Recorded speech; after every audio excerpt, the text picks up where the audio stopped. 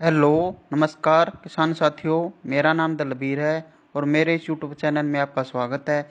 मेरे इस YouTube channel का नाम इंडियन टेक्निकल फार्मिंग है और आज मैं आपके लिए एक खेती से जुड़ी नई वीडियो लेकर आया हूं।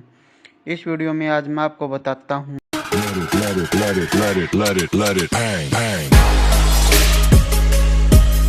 कि ग्वार की खेती किस तरीके से करें जिससे हमें ज़्यादा से ज़्यादा इनकम प्राप्त हो। ग्वार की खेती के लिए उपयुक्त समय कौन सा है, ग्वार की खेती के लिए फसल चक्र अपनाना क्यों जरूरी है, ग्वार की खेती के लिए कौन सा बीज का चुनाव करें, कौन कौन सी इसकी उन्नत किस्में हैं, किस तरह में बीज का उपचार करना है और इसके लिए हमें बीज की मात्रा की कितनी जरूरत पड़ेगी। इसकी खेती सिंचित तथा असिंचित क्षेत्रों में की जाती है। ग्वार की खेती के लिए जल प्रबंधन का होना बहुत ज़रूरी है और इसमें कीट प्रबंधन व रोग प्रबंधन भी बहुत ज़रूरी है। इसके बाद हम इसकी कटाई व कटाई करते हैं। अब हम बात करते हैं कि इसकी बिजाई के समय कौन कौन सी सावधानी रखें जिसके कि बीज का अंकुरण 100% तक हो, जिससे कि हमें कम खर्च व कम समय में ज़्यादा से ज़्यादा फसल की पैदावार प्राप्त हो, जिससे कि हमें एक अच्छी इनकम प्राप्त हो। इस वीडियो को अंत तक जरूर देखें ताकि आपको खेती से जुड़ी सभी जानकारी प्राप्त हो। अगर आप चैनल पर नए हो तो इस वीडियो को लाइक शेयर और चैनल को सब्सक्राइब जरूर करें ताकि अन्य किसानों को जानकारी प्राप्त हो अगर आप और आने वाली वीडियो की नोटिफिकेशन आपको मिलती रहे। चलो चलिए वीडियो को स्टार्ट करते हैं। शुष्क व अर्धशुष्क इलाकों में होती है। यह गर्म मौसम की फसल है जिसे बाजरे के साथ मिलाकर बोया जा सकता है। इसे हरी सब्जी के रूप में भी इस्तेमाल किया जाता है। कुछ जगहों पर इसे हरे चारे के रूप में भी प्रयोग करते हैं। इसका अच्छा दाम भी मिलता है। इससे किसान सालाना लाखों रुपए की कमाई कर सकते हैं। इसकी खेती मुख्य तौर पर राजस्थान, हरियाणा, उत्तर प्रदेश, एमपी व महाराष्ट्र के कुछ हिस्सों में की जाती है। महाराष्ट्र में लगभग 9 हेक्टेयर क्षेत्र में इसकी खेती की जा रही है। कृषि विभाग के अधिकारियों ने बताया कि पशुओं को ग्वार खिलाने से उनमें ताकत आती है, दुधारू पशुओं की दूध देने की क्षमता में वृद्धि होती है। ग्वार से गोंद का निर्माण भी किया जाता है। ग्वार गम का उपयोग अनेक उत्पादों में होता है। ग्वार फली से स्वादिष्ट सब्जी बनाई जाती है। इसका इस्तेमाल दाल तथा सूप बनाने में भी किया जाता है। ग्रामीण क्षेत्रों में यह एक काफ़ी लोकप्रिय फसल है। हेलो नमस्कार, मेरे इस यूट्यूब चैनल में आपका स्वागत है। मेरे इस यूट्यूब चैनल का नाम इंडियन टेक्निकल फार्मिंग है। आज मैं आपको शक्तिवर्धक X6 की वैरायटी के बारे में कुछ विशेषताएं बताता हूँ। ये शक्तिवर्धक की X6 वैरायटी ये रफ एंड टफ वैरायटी है। ये कम पानी और ज़्यादा पानी वैरायटी की फसल है। यह कम पानी और ज़्यादा पानी में दोनों में अच्छी पैदावार देती है।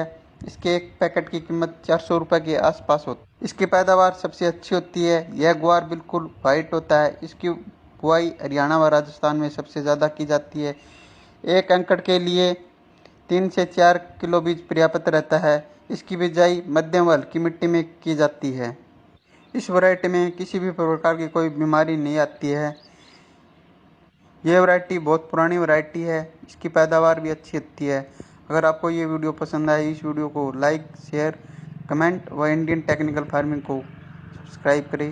धन्यवाद। का चुनाव नंबर 3 मिट्टी की जांच, नंबर 4 पानी की जांच, नंबर 5 ग्वार की खेती के लिए भूमि, नंबर 6 ग्वार की खेती के लिए जलवायु, नंबर 7 खेत की तैयारी, नंबर 8 फसल पद्धति या फसल चक्कर, नंबर 9 बीज का चुनाव, बीज की उन्नत किस्में, बीज का उपचार, बीज की मात्रा, नंबर 10 बिजाई या फसल की बुआई, नंबर 11 फसल की बुआई तथा ऐसे क्षेत्रों में, नंबर 12 खरपतवार की रोकथाम, नंबर 13 30 दिन के बाद निराई या गुड़ाई, नंबर 14 30 दिन बाद सिंचाई, नंबर 15 जल का प्रबंधन, नंबर 16 कीट व रोग का प्रबंधन, नंबर 16 इंसेक्टिसाइड व टॉनिक का स्प्रे, नंबर 17 कटाई फिर कटाई फिर भंडारण।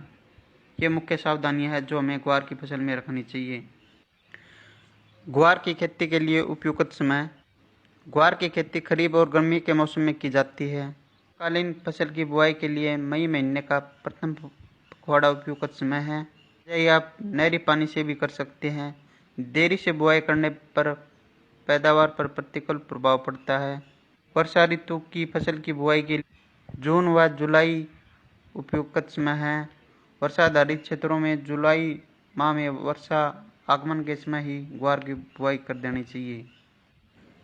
बाजार में बाजरा की बहुत सी वैरायटियाँ उपलब्ध होती है। मई महीने में हम अगेती वैरायटी व जून जुलाई में हम 75 वैरायटी या फिर हम समय के अनुसार ही वैरायटी का चुनाव करते हैं।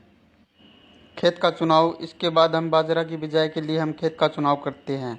अगर पहले उस खेत में सरसों की बिजाई की थी तो सरसों के फन्नों को रोटावेटर की सहायता से 1-2 बार अच्छी तरह से जुताई कर दे ताकि सरसों के फन्नों खेत में अच्छी तरह से मिट्टी में मिल जाए।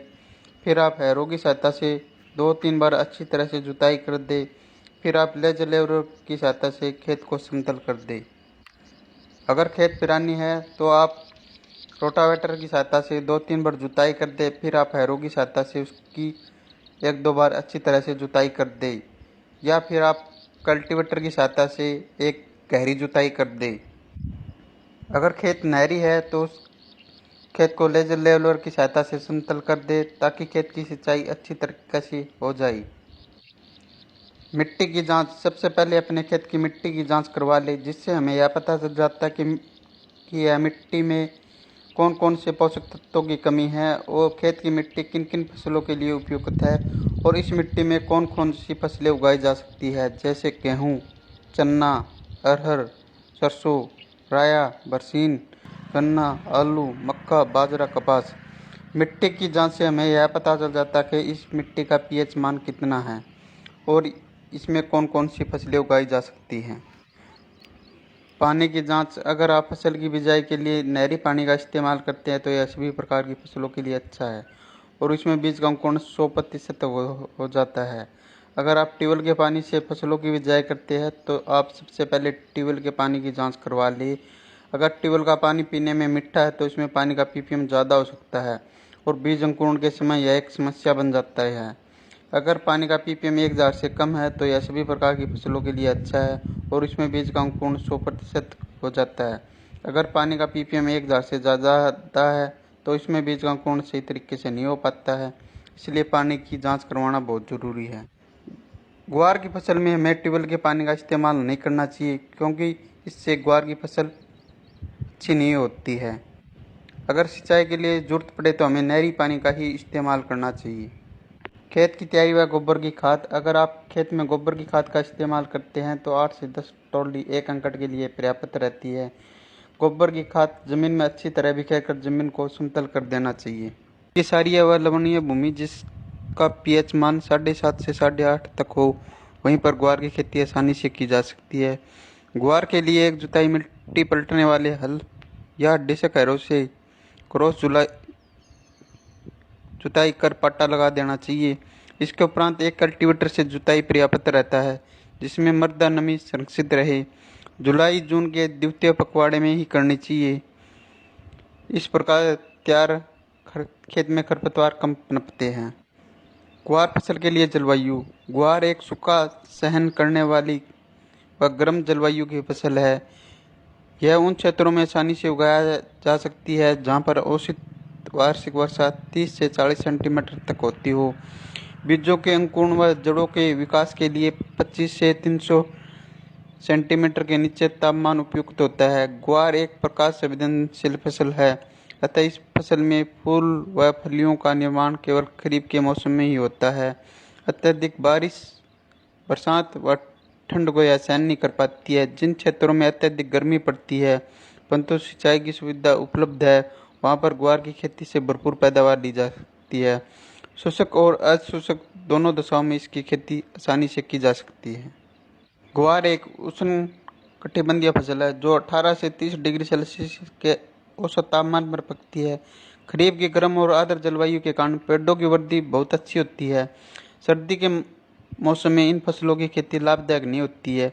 यह फसल सभी प्रकार की मिट्टी में उगाई जा सकती है। अच्छे जल निकास वाली मध्यम से भारी मिट्टी में फसल अच्छी तरह से बढ़ती है।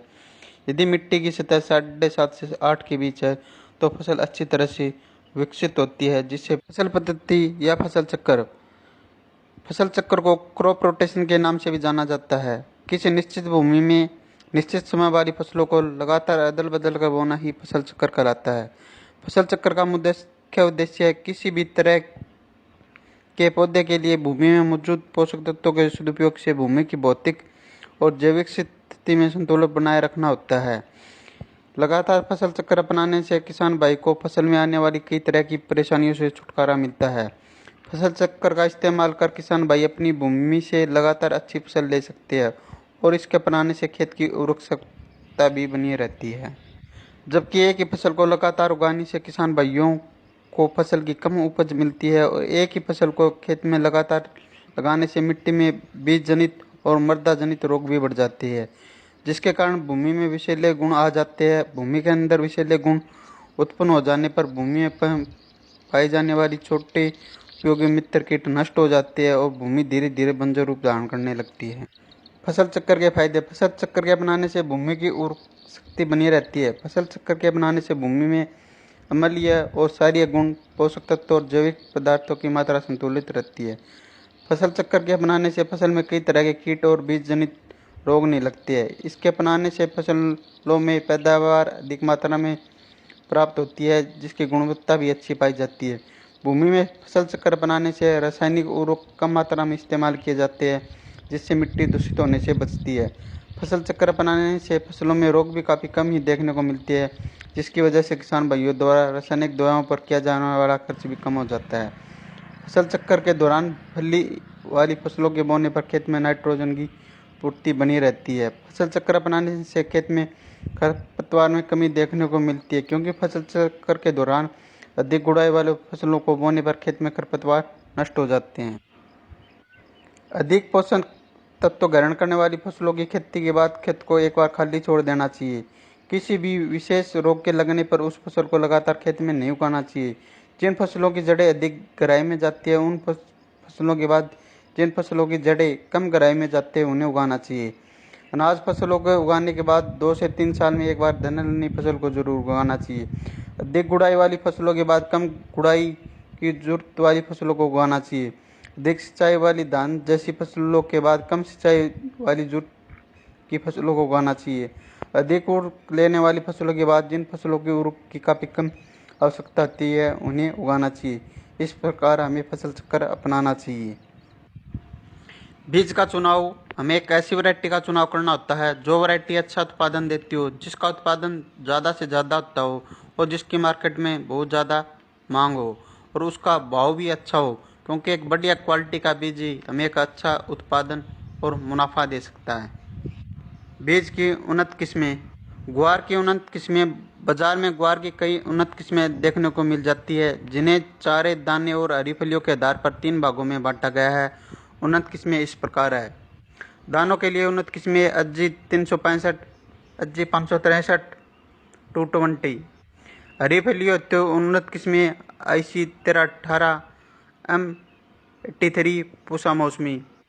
हरे चारे के लिए उन्नत किस्में ये मुख्यतः हरे चारे के लिए उपयोग की जाती है। बुंदेल ग्वार 3, ग्वार क्रांति, बुंदेल ग्वार 2, गोरा 80, बुंदेल ग्वार 1। अगर आप पैदावार के लिए उपयोग करते हो तो दाने वाली उन्नत किस्मों का ही चुनाव करना चाहिए। अगर आप हरे चारे के लिए उपयोग करते हो तो हरे चारे वाली उन्नत किस्मों का उपयोग करना चाहिए। अगर आप फलियों के लिए उपयोग करते हो तो हरी फलियों वाली उन्नत किस्मों का चुनाव करना चाहिए। ग्वार के बीजों की मात्रा व बीज उपचार। यदि आप ग्वार की फसल दानों और हरी फलियों के लिए करना चाहते हैं तो 1 एकड़ के लिए दाने की फसल के लिए 5 से 6 किलो बीज पर्याप्त रहता है और हरी खाद फसल में 15 से 16 किलो प्रति एकड़ बीज की जरूरत होती है।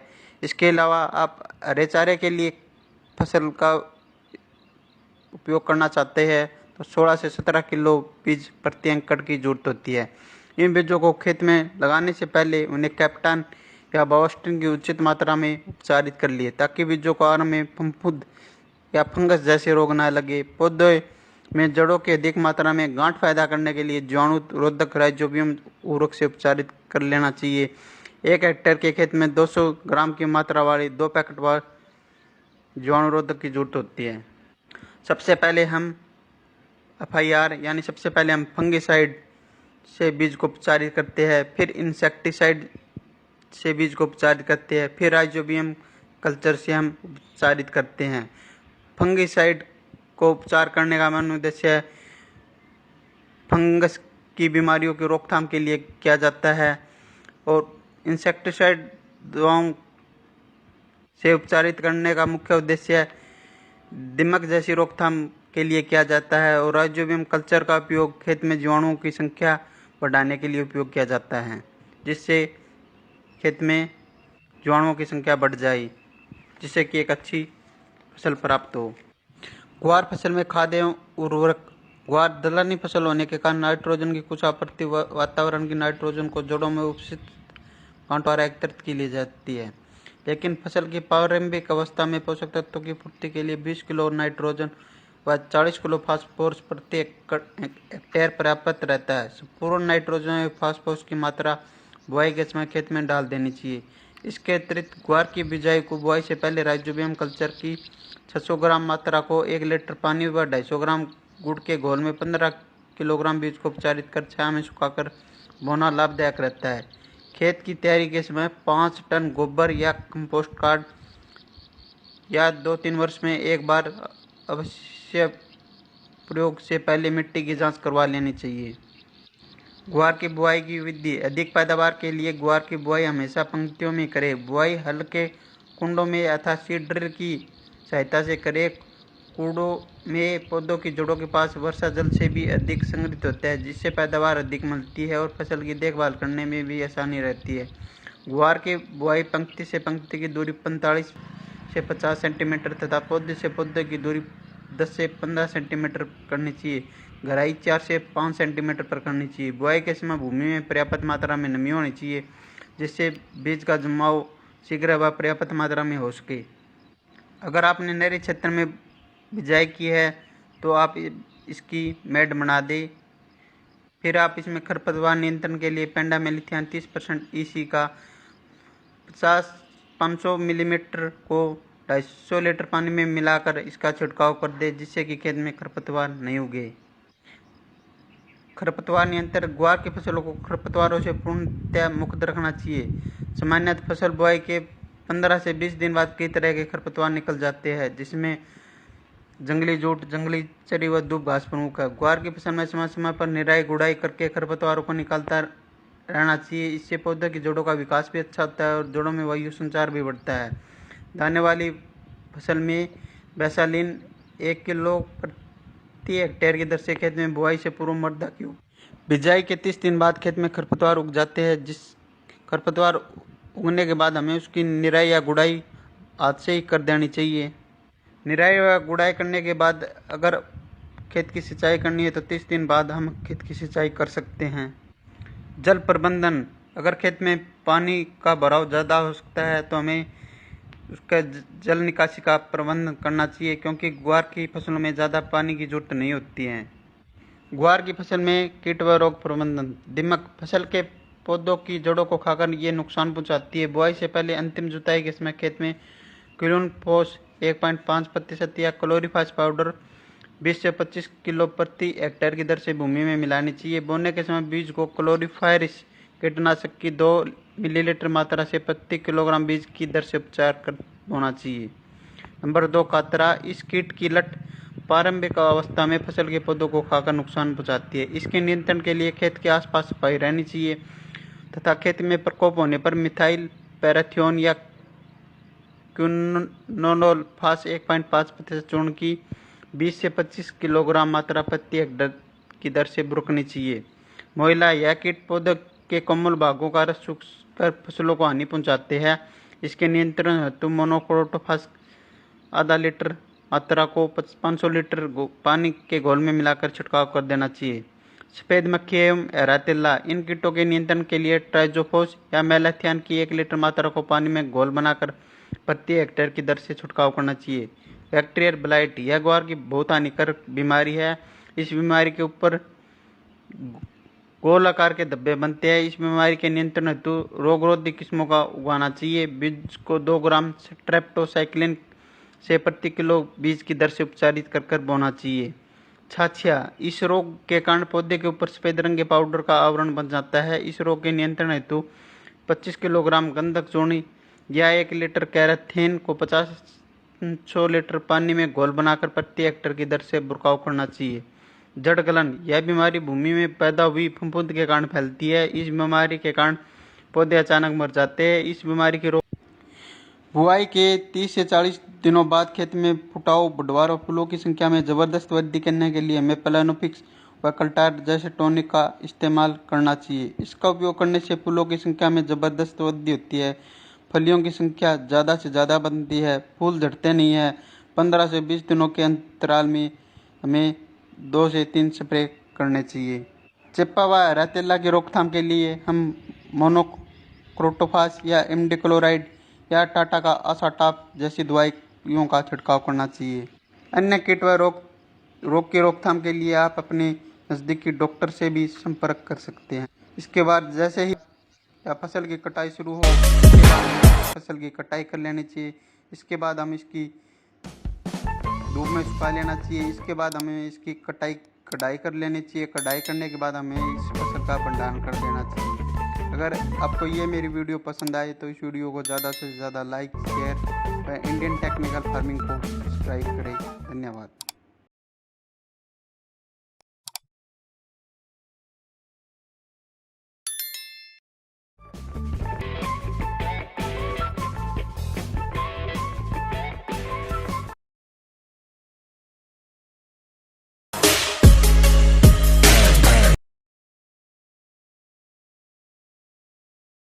पैदावार